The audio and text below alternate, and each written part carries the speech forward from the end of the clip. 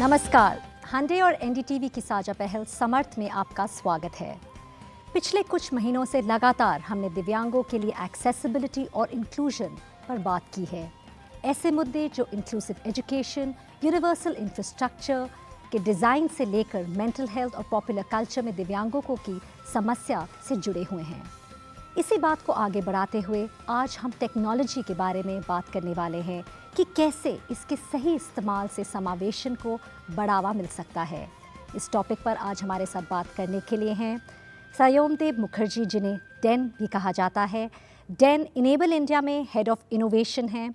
वो assistive solution पर काम करते हैं। वो एक अवार्ड विनिंग अभिनेता हैं, रेडियो जॉकी हैं और एक लेखक भी हैं। हमारे साथ है शिल्पी कपूर, बैरियर ब्रेक की फाउंडर और सीईओ हैं। ये एक ऐसा ऑर्गेनाइजेशन है जो एक्सेसिबिलिटी और असिस्टिव टेक्नोलॉजी पर फोकस्ड है। इंक्लूसिव डिज़ाइन और डिजिटल एक्सेसिबिलिटी की फील्ड में शिल्पी एक जाना माना नाम है। हमारे साथ मौजूद है professor PV Madhusudan Rao, IIT Delhi में प्रोफेसर और डीन होने के साथ असिस्टेक लैब आईआईटी दिल्ली के फाउंडर भी हैं।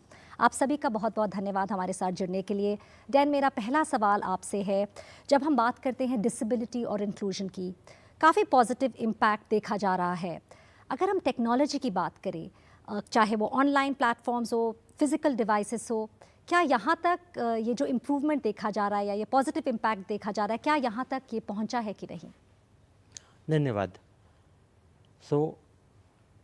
ज़रूर पहुँचा है, क्योंकि मैं पिछले 40 सालों में एक परिवर्तन देख चुका हूँ, जहाँ पे पहले हम जो टेक्नोलॉजीज़ था वो सब विदेशों से लाया जाता था। अभी वो सब टेक्नोलॉजीज़ जो विदेशी था वो हमारे देश में तैयार हो रहा है, और इसलिए जो आम इंसान हैं उनके पास टेक्नोलॉजी का पहुंचना इजी हो गया है।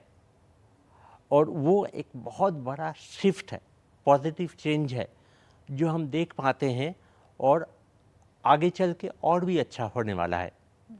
तो उस लिहाज से मैं ये बोलना चाहूँगा कि अगर थोड़ा और बात किया जाए, अगर थोड़ा और इनिशिएटिव लिया जाए, तो बहुत अच्छा चेंज और भी आ सकता है। ज़्यादा डिफरेंस बना सकते हैं। बहुत ज़्यादा। जी, अगर हम बात करें, जैसे प्रोफेसर राव, मैं आपसे ये सवाल पूछना चाहूँगी। आप आईआईटी दिल्ली में असिस्ट लैब के आप फाउंडर हैं और आपके मार्गदर्शन में बहुत सारे सॉल्यूशंस, अगर मैं असिस्टिव डिवाइस स्टार्टअप्स के बारे में बात करूँ तो बहुत कुछ सीखा है। लेकिन मेरा जो ये स्पेसिफिक सवाल है कि असिस्टिव टेक्नोलॉजी जो है, सॉल्यूशंस की भी अगर हम बात करें, ना सिर्फ हेल्प करता है पर्सन्स विद डिसेबिलिटी में, पर उनको एम्पावर भी करता है। तो उसके बारे में आप क्या कहेंगे? ज़रूर। आई थिंक अगर हम पर्टिकुलरली पिछले 10, 15, 20 साल के असिस्टिव टेक्नोलॉजी की जर्नी को देखें, तो कई एरियाज़ है जहां असिस्टिव टेक्नोलॉजी ने का इम्पैक्ट हम देख सकते हैं। फॉर एग्जांपल एम्प्लॉयमेंट में, टू मेक जो वर्क प्लेसेस है उसको एक्सेसिबल बनाने में, एजुकेशन में क्लासरूम एक्सेसिबिलिटी और स्टूडेंट्स को एम्पावर करने के लिए, मोबिलिटी में mobility for people with various disabilities के लिए हुआ है, एंड मेकिंग इंडिपेंडेंट लिविंग। एक उदाहरण मैं देना चाहता हूँ। एक हमारे दोस्त है जो विजुअली चैलेंज्ड है। वो जो है कई चीज़ें जो पहले एक्सेस नहीं कर पाते थे, माइक्रोवेव है या एयर कंडीशनर है या वॉशिंग मशीन है, अब वो एक्सेस करते हैं अलेक्सा के थ्रू। अलेक्सा एक बहुत सिंपल डिवाइस है, सभी लोग यूज़ करते हैं, बट किसी ने उसे असिस्टिव टेक्नोलॉजी के रूप में नहीं देखा था।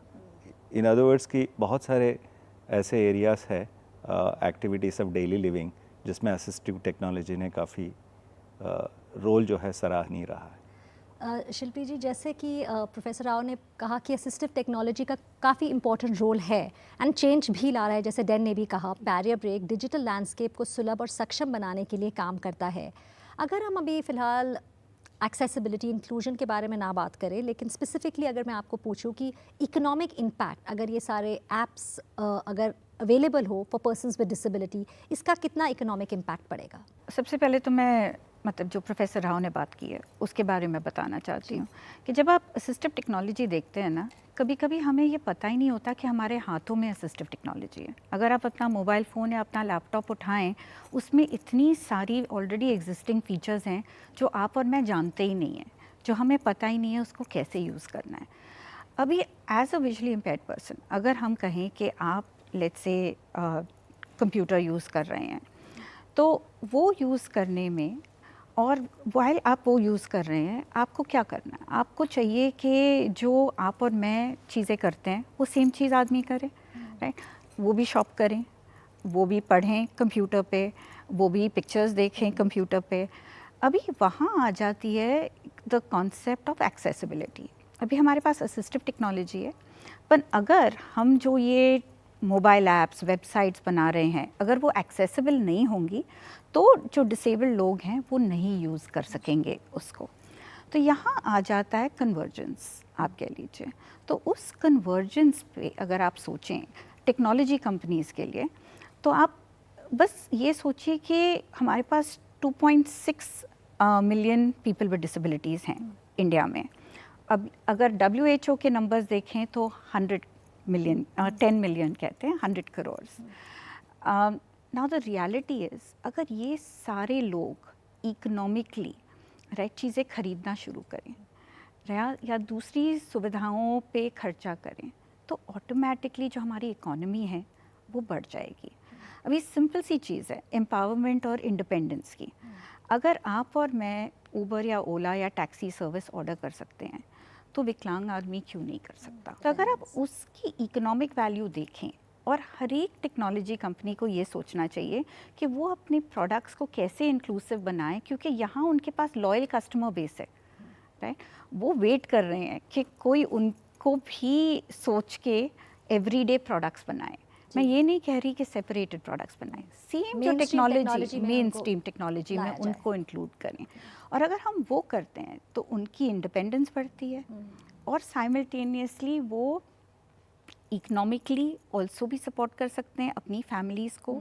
वो आके बाहर शॉपिंग कर सकते हैं, हमारी इकोनॉमी में ऐड हो जाएंगे उनकी चीज़ें, और ऑटोमेटिकली इकोनॉमीज ऑफ स्केल दिखेगा। और ये सब जो हम कहेंगे यही सब एक्चुअली सही मायने में एम्पावरमेंट लाएगा, इंडिपेंडेंस के साथ साथ। और वहाँ से ही निकल के आएंगे हम चैरिटी माइंडसेट से, क्योंकि आज की तारीख में हम कहाँ वो हमारे दिमाग में वो रह गया है कि डिसेबल्ड हैं तो थोड़ा सा कर दीजिए इनके लिए, पर पूरा क्यों नहीं करें? आप जैसे उनको इंडिपेंडेंस देंगे, उनको आपसे थोड़ा इससे की ज़रूरत ही नहीं पड़ेगी जी। वो खुद से ही माइंडसेट चेंज करना बहुत ज़रूरी है। आई थिंक वो बहुत इंपॉर्टेंट पॉइंट है। डैन, मैं आपसे पूछना चाहूँगी, Enable India grass root level पर 25 साल से काम कर रहा है। इनोवेशंस की अगर हम बात करें, पर्सन्स विद डिसेबिलिटी है वो असिस्टिव टेक्नोलॉजी को लेकर या सोल्यूशंस को लेकर काम कर रहे हैं, इसका स्केल किस तरह बढ़ाया जा सकता है? पहले मैं एक बात बोलना चाहूँगा कि जो असल में हम बोल सकते हैं वो है कि असिस्टिव सॉल्यूशंस, क्योंकि असिस्टिव सॉल्यूशन का जो दायरा है उसके अंदर आता है असिस्टिव टेक्नोलॉजी और दूसरे सारे सॉल्यूशंस। अगर हम इस तरीके से हम उसको देखेंगे तो बहुत अच्छा होगा, क्योंकि जब भी हम टेक्नोलॉजी के बारे में बोलते हैं या सोचते हैं एक बड़ा पिक्चर सामने आ जाता है, लेकिन छोटा छोटा जो सॉल्यूशंस जो आम इंसान बना के अपने आप कुछ भी एक बैरियर को ओवरकम कर रहा है, दैट इज़ वेरी पावरफुल। हर रोज़ हम देखते रहते हैं, हमारे पास एक प्रोग्राम है जिसका नाम है प्रोजेक्ट डिस्कवरी। प्रोजेक्ट डिस्कवरी में एकदम निचले स्तर से भारत के विभिन्न प्रांत से, गाँव से एक सॉल्यूशन वीडियो 2 मिनट का आता है, जो सॉल्यूशन वीडियो को अवार्ड दिया जाता है जो इनोवेटिव है बहुत ज़्यादा। ओके, वहाँ पे एकदम निचले वाले स्तर से जो उभर के आते हैं उनको अगर एक प्लेटफॉर्म दिया जाए जहाँ पे वो सब सॉल्यूशन एक साथ डाल के एक्सचेंज किया जा सके, वही एक जगह हो सकता है जहाँ पे सबके साथ एक साथ मिल के सब डिसेबिलिटीज़ को लेके एक बड़े पूरे पैमाने पर भारतवर्ष काम को हुआ। लेके हम आगे बढ़ सकते हैं। जी, एक बड़े पैमाने पर काम किया जा सकता है। आई थिंक हाँ। एक बहुत इंपॉर्टेंट पॉइंट है। प्रोफेसर राव, जैसे अभी डैन ने कहा असिस्टिव सॉल्यूशंस के बारे में, इसके बारे में the role that assistive solutions play, इसके बारे में आप क्या कहेंगे टू ब्रेक बैरियर्स, चाहे वो एजुकेशन हो, एम्प्लॉयमेंट की बात की हमने, या रोज़मर्रा की ज़िंदगी में? आई थिंक असिस्टिव सॉल्यूशंस जो है एक जैसे डैन ने कहा कि एक बड़ा दायरा है। जैसे अगर हम कुछ उदाहरण ले, जैसे स्पेक्टिकल है, स्पेक्टिकल को बहुत सारे लोग उसे असिस्टिव टेक्नोलॉजी नहीं मानते हैं, बट एक्चुअली उसकी शुरुआत असिस्टिव टेक्नोलॉजी से ही हुई थी। अब जो है स्पेक्टिकल्स पहना जो है एक फैशन ट्रेंड है। जी, तो मतलब अगर आप जर्नी देखेंगे स्पेक्टिकल का कि असिस्टिव टेक्नोलॉजी से लेके ए फैशन स्टेटमेंट, आई थिंक हमें हर असिस्टिव टेक्नोलॉजी को उसमें लाना नज़रिए से पड़ेगा, देखना उसी जरिए से लाना पड़ेगा। एंड आई थिंक वो पॉसिबल भी है क्योंकि टेक्नोलॉजी अभी अवेलेबल भी है एंड टेक्नोलॉजी इज़ अफोर्डेबल भी है।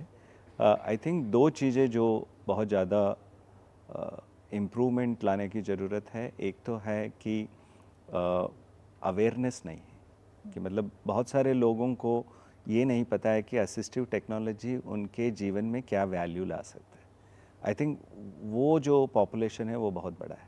I think that is the first this thing. And second thing is कि एक्सेस जो है, अगर किसी को असिस्टिव टेक्नोलॉजी चाहिए तो वो कहाँ जाके इसे प्राप्त कर सकते हैं, इसका भी एक जो है रूट अभी इंडिया में बहुत क्लियर नहीं। ये दोनों बहुत इंपॉर्टेंट पॉइंट्स है। नहीं, thank you for bringing that forward.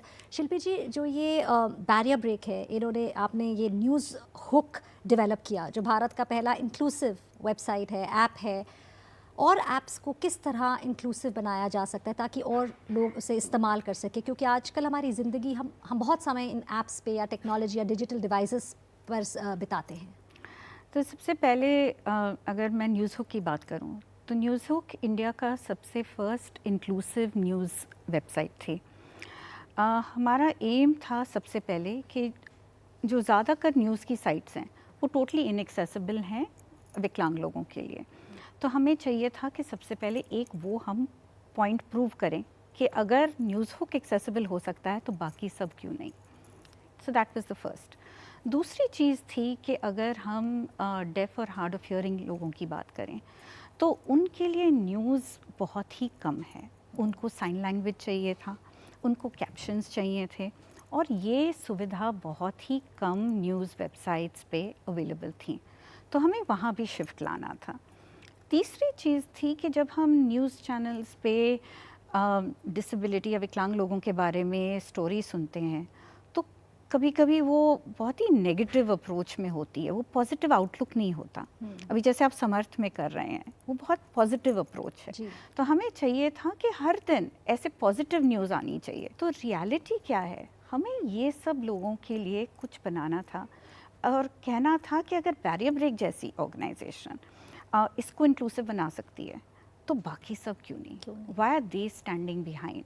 Eight some point ये बहुत ज़रूरी है हम सबको समझना कि disability will be a part of everybody, and जब हम वो समझेंगे तो तब हम समावेशन, इंक्लूजन के सही मायने समझ पाएंगे।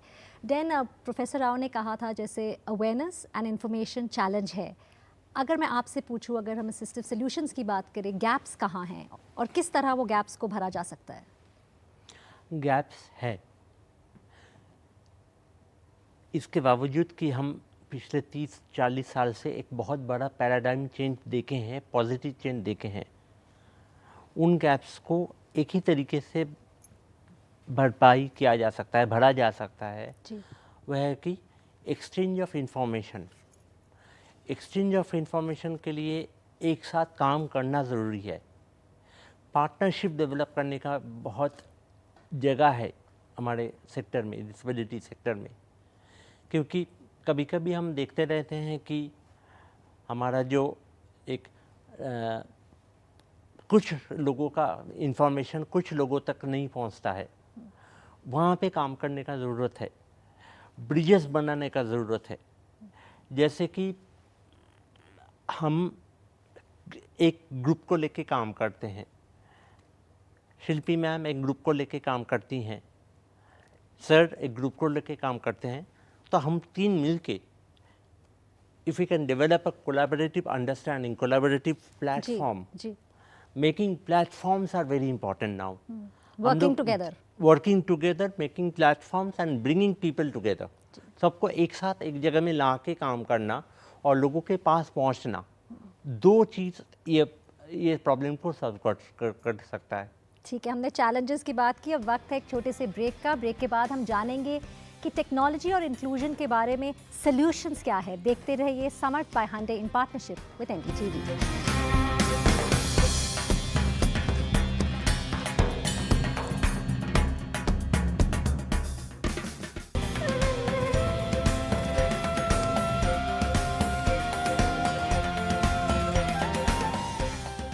इस बातचीत में आपका एक बार फिर से स्वागत है। आप देख रहे हैं हांडे और एनडीटीवी की साझा पहल समर्थ, और आज हम बात कर रहे हैं कि कैसे टेक्नोलॉजी पर्सन्स विद डिसेबिलिटी को सशक्त बनाने में एक गेम चेंजर हो सकता है।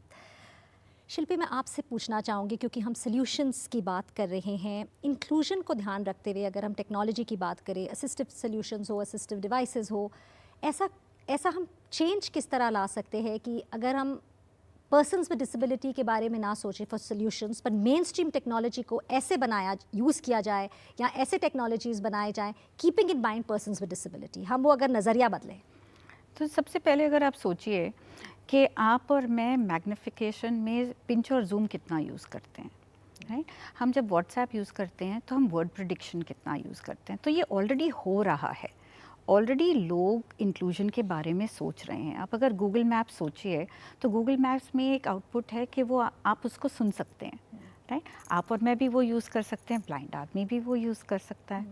अभी यहाँ वो शिफ्ट लाने की बात आ गई कि जब हम प्रोडक्ट्स की बात करते हैं तो जो भी टेक्नोलॉजी कंपनीज हैं जितनी भी, अगर वो पहले इंक्लूजन के बारे में सोचें, वो सोचें कि उनके कौन ऑडियंसेस हैं और उसके आउटसाइड जाएं, उसके दायरे के बाहर जाएं, क्योंकि हमें लगता है कि बस यही लोग हैं। मतलब आप अगर सोचेंगे कि 18 to 35 की एज ग्रुप आपके प्रोडक्ट को यूज़ करती है, पर अगर आप सोचें कि विमेन भी यूज़ करेंगे, डिसेबल्ड भी यूज़ करेंगे, तो उनको आप इंक्लूड करिए। आप उनके आइडियाज़ और उनकी जो रिक्वायरमेंट्स हैं उसको भी लेके आइए। आप साथ में पीपल विद डिफरेंसेस को भी लेके आइए इनटू योर यूज़र ग्रुप। आप उनसे भी बात करिए कि उनको क्या तकलीफ़ें हैं, उनको ये टेक्नोलॉजी कैसे यूज़ करना है, राइट? तो अगर हम ये सब चीज़ें करेंगे और साइमल्टेनियसली सोचेंगे कि हम ये प्रोडक्ट्स को कैसे बनाएं फ्रॉम अ डेवलपमेंट प्लेटफॉर्म, हम क्या एक्सेसिबिलिटी स्टैंडर्ड्स को फॉलो करें और हमारी टीम्स को इक्विप करें, तो it is possible for us to create inclusive products. ठीक है, अगर मैं थैंक यू फॉर दैट, अगर आपसे सोल्यूशन के लिए पूछूँ, अब आईआईटी इंस्टीट्यूट ऑफ टेक्नोलॉजी है ऑफ कोर्स, पर उसके साथ साथ जैसे असिस्टेक लैब है, वहाँ पे यंगस्टर्स हैं, इनोवेशंस पर काम करते हैं, इसे किस तरह as a way of solution हम और लोगों को किस तरह इन्वॉल्व कर सकते हैं? क्योंकि ब्रेक के पहले डैन बात कर रहे थे कोलैबोरेशंस के, और खासकर क्योंकि अगर हम यूथ की बात करें। नो, आई थिंक इंस्टीट्यूशंस का इसमें बहुत बड़ा रोल है। बहुत सारे इंस्टीट्यूट्स जो है आगे आ रहे हैं असिस्टिव टेक्नोलॉजी डेवलप करने के लिए। इंस्टीट्यूशन का एक एडवांटेज ये भी है कि अगर आप असिस्टिव टेक्नोलॉजी देखें तो इसमें कई डायमेंशंस है। एक डायमेंशन है टेक्नोलॉजी का, एक है सोशल डायमेंशन। जैसे शिल्पी जी ने कहा कि इंडिपेंडेंस एंड पार्टिसिपेशन जो है is a very important aspect of assistive technology, जो सोशल एस्पेक्ट है। सिमिलरली कई असिस्टिव टेक्नोलॉजीज है जिसमें मेडिकल डायमेंशन स्ट्रॉन्ग है, एंड एक बिजनेस डायमेंशन भी चाहिए अगर आप लोगों तक ले जाना चाहते हैं, एंड इन सबको जोड़ने के लिए एक यूज़र सेंटर डिज़ाइन चाहिए। एंड यूजुअली यूनिवर्सिटीज़ में जनरली आपको हर तरह के लोग मिलेंगे, एक इंटरडिसिप्लिनरी टीम बनती है, एंड जिससे एक एडवांटेज है बहुत सारे असिस्टिव टेक्नोलॉजी डेवलप करने का। इसीलिए हमने देखा है कि पिछले 10-15 साल में कई असिस्टिव टेक्नोलॉजीज़ स्टूडेंट के द्वारा आई है, एंड बहुत सारे ऐसे स्टूडेंट्स भी हैं जो इस असिस्टिव टेक्नोलॉजी को ले जाने के लिए स्टार्टअप के रूप में शुरू किया है, एंड कई लोगों तक पहुंच पाए। So good to hear that. I am sure ये कितने और यंगस्टर्स को मोटिवेट करेगा। डैन, मेरा आखिरी सवाल आपसे है, जो हमारा देश भारत है वो एक एस्पिरेशनल कंट्री है, और अगर हम बात करें इंडियन डिसेबिलिटी लैंडस्केप की ग्लोबल लेवल पर, किस तरह उसे लिया जा सकता है, या what can You know, what can we show globally or what can they pick up from us? अगर मैं ये आपसे पूछूं. मैं बहुत भाग्यवान मानता हूँ खुद को कि मैं भारत में 26 स्टेट्स ट्रैवल कर चुका हूँ. एक्सेस के बारे में मत सोचो, लेकिन जो लोग हैं वहाँ, लोगों ने मुझे वो 26 स्टेट्स में जहाँ जहाँ मैं गया हूँ, उन लोगों ने एक्सेसिबिलिटी दिया है मुझे मन से, दिल से. मैंने देखा है भारत में कि बहुत पावरफुल इकोसिस्टम है जो सराउंडिंग है चारों तरफ डिसेबिलिटी के लिए. तो उस लिहाज से मैं बोलना चाहूँगा कि भारत एक ऐसा देश है जो पूरे डेवलपिंग नेशंस को रास्ता दिखा सकता है डिसेबिलिटी सेक्टरल डेवलपमेंट के लिए कैसे काम किया जाता है. Thank you for that note. बहुत बहुत धन्यवाद शिल्पी जी, प्रोफेसर राव एंड डैन हमारे साथ आके बात करने के लिए. टेक्नोलॉजी की हमारे जीवन में एक अहम जगह है. ये हमें आर्थिक मजबूती देने के साथ मिलिट्री कैपेबिलिटीज़ और पॉलिटिकल इन्फ्लुएंस में योगदान देती है. फिर क्यों ना इसका इस्तेमाल ज़्यादा असरदार तरीके से किया जाए ताकि हमारा समाज अधिक समावेशी और सुलभ बन सके. Samarth by Hyundai in partnership with NDTV में हमारे साथ शामिल होने के लिए आप सभी का बहुत बहुत धन्यवाद.